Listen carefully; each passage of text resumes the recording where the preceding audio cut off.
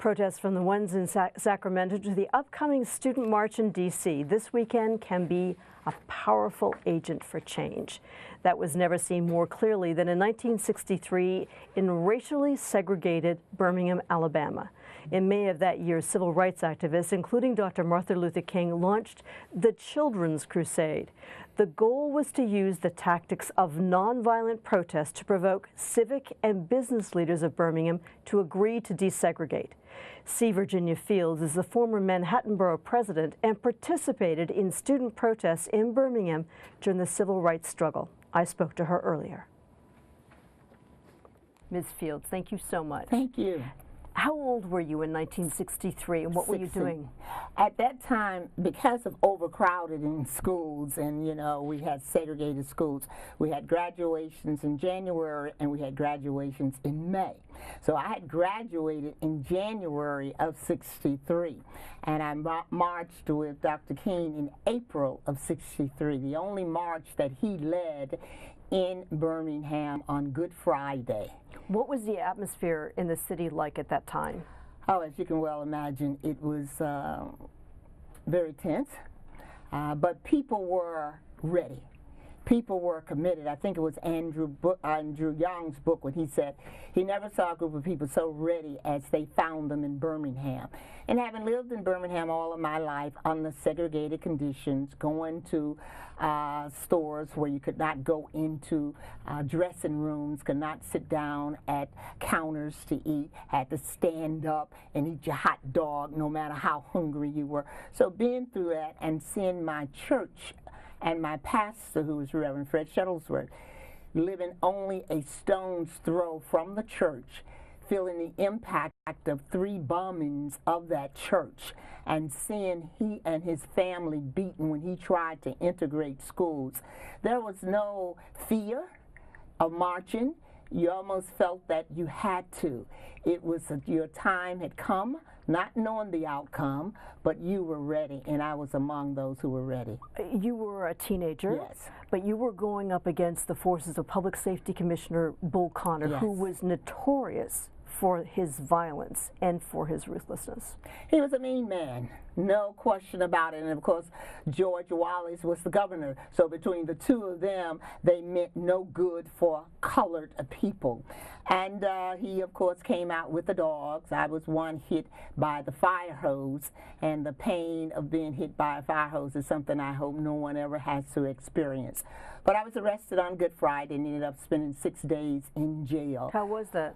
It was horrific. It was horrible. It was in April, and the heat was turned on by day and the air conditioned by night. We were on iron carts with the little round pegs and no mattress. But of course, we learned a lot of this after the fact, that Mrs. King had contacted President Kennedy to complain about the conditions of her husband, who was in jail at the same time, and the other of the rest of us. Where he was writing letter from a Birmingham jail. He wrote the letter from the Birmingham jail at the time I was in there. So all of this was happening, of course, learned it later. But the conditions were horrible. They did all kinds of things to intimidate us, like they might call you out and we would say, oh great, you're going home, let our families know we're okay. But they were only moving you to another cell with regular prisoners, and you were intimidated maybe for a couple of days, terrified, brought back into the cell. Can I ask, how did your parents deal with this? My mother dealt with it fine.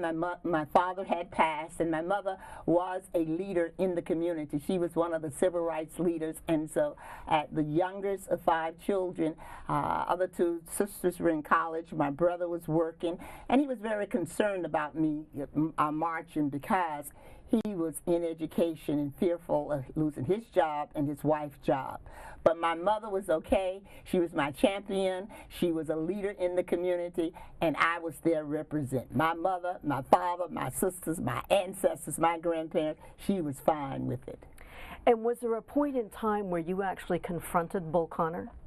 Yes, there was a time when we were out marching and they had filled the playground, the ballparks All of the jails were filled. There was no more spaces to just lock up anybody. So this particular Sunday, lots of us were still out there marching, demonstrating.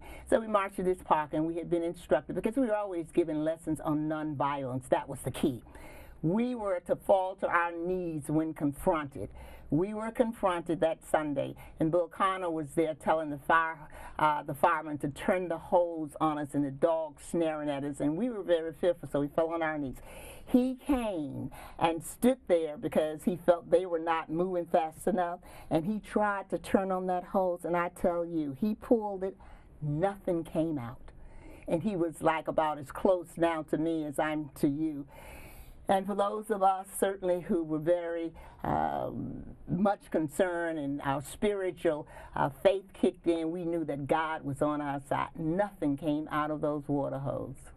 Can I ask you what comes into your mind when you see the young people of Parkland standing up, either articulating what they think should happen, or going to their legislators and telling them what the change they want to see, walking out of their schools? What goes through your mind? I am so encouraged by that, and I support them 100%. I am delighted to see this level of engagement and to hearing them speak out on something that is so incredibly important, because you remember also back in the early 60s, it was the students in North Carolina who sat at those lunch counters who really led the pathway to a lot of the civil rights demonstrations and marches that led to the desegregation of public facilities. So seeing that and knowing the history of that, and seeing these students now pretty much taking that same path, I'm encouraged, because we know change is possible through those kind of activities. But you know that the road to change is hard, and so what's the one piece of advice you would give them? Stick to it. Don't give up, and pull more people into the process. Those of us who've been through it, those who are going through it now, and we are much more powerful working together. But don't be discouraged, because it can look sometimes that nothing is moving, but don't give up. See, Virginia Fields, thank you so much.